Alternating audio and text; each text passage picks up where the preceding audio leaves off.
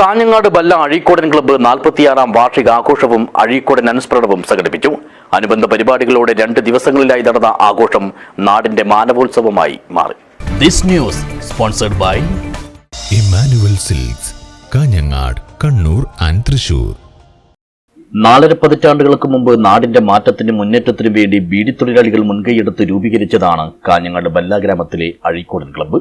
ഈ ഒരു പാരമ്പര്യത്തിന്റെയും പെരുമയുടെയും നിറവിലും നിലവിലുമാണ് ക്ലബ്ബ് വിപുലമായ രീതിയിൽ 46-ാം വാർഷികവും ആഘോഷിച്ചത്.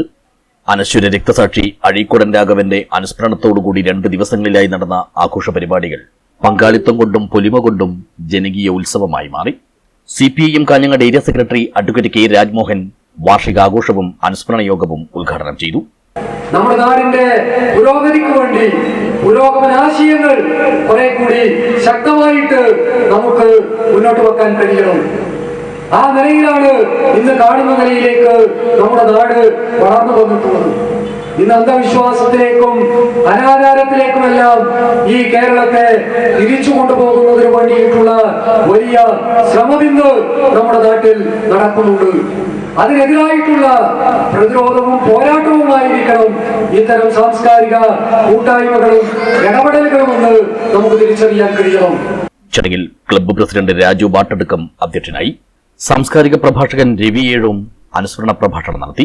PC പരീക്ഷയിൽ റാങ്ക് നേടിയ ക്ലബ്ബ് അംഗം ഷിബിൻ ബല്ലയെയും കഴിഞ്ഞ അധ്യയന വർഷത്തെ SSLC +2 പരീക്ഷകളിൽ ഉന്നത വിജയം നേടിയ 39 വിദ്യാർത്ഥികളെയും പരിപാടിയിൽ ആദരിച്ചു.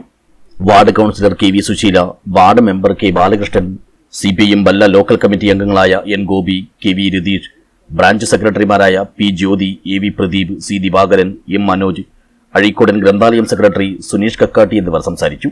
ക്ലബ്ബ് സെക്രട്ടറി സുജി അടമ്പിൽ സ്വാഗതവും ജോയിന്റ് സെക്രട്ടറി K രാഹുൽ നന്ദിയും പറഞ്ഞു.